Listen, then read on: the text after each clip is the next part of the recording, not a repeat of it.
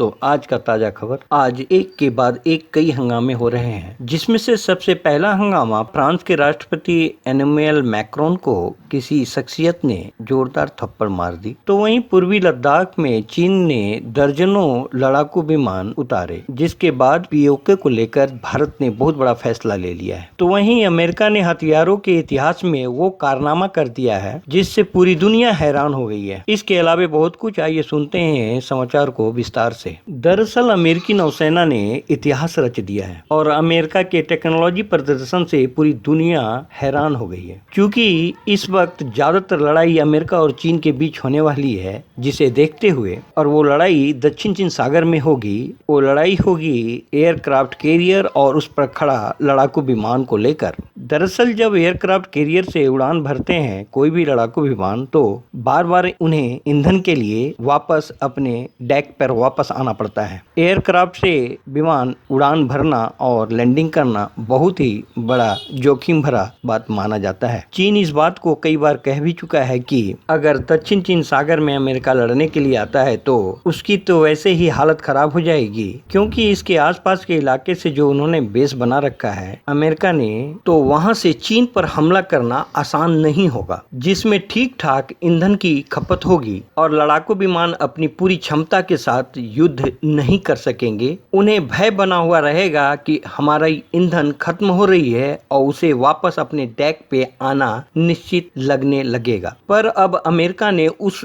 अपने डर को भी खत्म कर दिया है और चीन को एक बहुत बड़ा पैगाम भेज दिया है। दरअसल अमेरिका ने 4 जून को एक मानव रहित ड्रोन टैंकर के जरिए हवा में F/A-18 सुपर हॉर्नेट लड़ाकू विमान में ईंधन भरकर इतिहास रच दिया है। और अमेरिका के इस टेक्नोलॉजी से जहां दुनिया में हड़कंप मच गई है, तो वहीं चीन को बहुत बड़ा झटका लगा है। दुनिया में ये ऐसा सबसे पहली बार हुआ है जब किसी ड्रोन ने किसी लड़ाकू विमान में ईंधन भरा हो। वैसे आपको बता दे कि ऐसे इसमें जो ड्रोन का इस्तेमाल किया गया है, उस ड्रोन का नाम है गोइंग का MQ-25 स्टिंग, जिसको आप इस तस्वीर में देख सकते हैं। F/A-18 में ड्रोन से ईंधन भरने का बखूबी इस्तेमाल किया गया है, जो अब दक्षिण चीन सागर की लड़ाई में अमेरिका को बहुत ज्यादा मदद हासिल होगी। तो वहीं दूसरी तरफ एक बहुत बड़ा घटना घट गई है जब फ्रांस के राष्ट्रपति एक दौरे पर गए हुए थे, जहां पे राष्ट्रपति इमैनुअल मैक्रोन को भीड़ में एक शख्स ने थप्पड़ मार दिया और इस घटना का वीडियो सोशल मीडिया पे काफी जोर शोर से फैल रहा है। दरअसल सुरक्षा कर्मियों से घिरे मैक्रोन ने लोगों से मिलते हुए दिखाई दे रहे हैं। इस दौरान वे एक ऐसे शख्स के पास चले गए जिससे हाथ मिलाने के लिए, और जैसे ही मैक्रोन ने हाथ बढ़ाया, उस शख्स ने मैक्रोन के गाल पर जोरदार तमाचा मार दिया। वैसे घटना के बाद वहां पर मौजूद सुरक्षा कर्मी तुरंत एक्शन में आ गए और वहां मौजूद 2 लोगों को गिरफ्तार कर लिया गया। तो वहीं फ्रांसीसी मीडिया ने इस बात की पुष्टि की कि 2 लोगों को गिरफ्तार किया गया है। तो वहीं फ्रांस के प्रधानमंत्री ने इस घटना का बहुत ज्यादा निंदा की है। उन्होंने यहाँ तक कह दिया है कि ये फ्रांस के लोकतंत्र का अपमान है। ये घटना उस समय की घटी जब फ्रांस के राष्ट्रपति मैक्रोन दक्षिण पूर्वी फ्रांस के ड्रोम क्षेत्र का दौरा कर रहे थे। लोगों के जीवन को जानने के लिए रेस्टोरेंट का दौरा किया और छात्रों से भी मुलाकात की, पर उस शख्स ने ऐसा क्यों किया ये अब तक निकलकर सामने नहीं आई है। जल्दी इसके बारे में डिटेल निकलकर सामने आएगा। तो वहीं दूसरी तरफ लद्दाख में सब कुछ ठीक नहीं चल रहा है। दरअसल इस जम्मू कश्मीर और लद्दाख इलाके के लिए भारत ने एक बड़ा कदम उठा लिया है और इस फैसले की खनक पाकिस्तान में सुनाई देने लगी है। पाकिस्तान में बवाल मच गया है। तो इन सब के बीच में अचानक से चीन ने पूर्वी लद्दाख के पास 2 दर्जन से ज्यादा अपने लड़ाकू विमान को उतार दिए हैं। इतनी बड़ी संख्या में अब तक चीन ने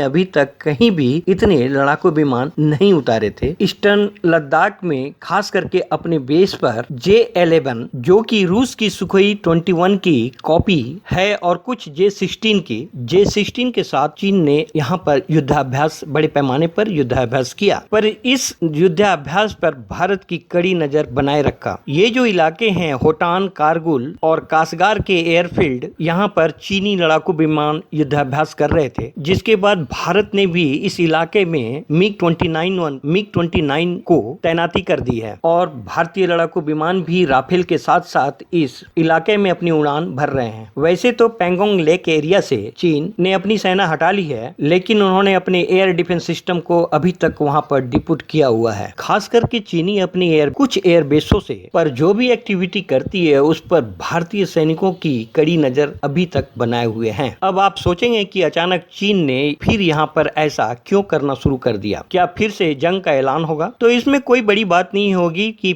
चीन फिर से यहाँ पर युद्ध करने की तैयारी कर ले। इसके लिए सबसे बड़ा कारण निकल के सामने आया है जिसमें भारत पीओके पर एक बड़ी कार्रवाई करने जा रही है, जिसे देखते हुए चीन ने अपने लड़ाकू विमान की तैनाती की है, जिसकी वजह से पाकिस्तान में भी बेचैनी उत्पन्न हो गई है। जहां पाकिस्तान की मीडिया ये कह रही है कि भारत पीओके में जो पाक अधिकृत कश्मीर के नाम से जाना जाता है उसमें बहुत बड़ा बदलाव करने जा रहा है, जो किसी भी तरीके से मान्य नहीं है। ये बदलाव क्या है ये भी आप अच्छी तरह से समझ लें। दरअसल भारत जम्मू एंड कश्मीर को और भी भागों में बांटने जा रहा है, जहां जम्मू और कश्मीर दो अलग अलग पार्ट होने जा रहे हैं। दरअसल हाल फिलहाल में एक बात सामने आ रही है कि जम्मू कश्मीर के लेफ्टिनेंट मनोज सिन्हा और भारत के गृह मंत्री अमित शाह की कुछ आपसी बैठकें हुई है जो आधिकारिक हैं, जिससे इस इलाके में खबर आने लगी है कि कुछ बहुत बड़ा बदलाव होने जा रहा है इस इलाके में और कश्मीर को अलग कर लिया जाएगा। वैसे पहले जम्मू कश्मीर और लद्दाख तीनों एक थे, जिसे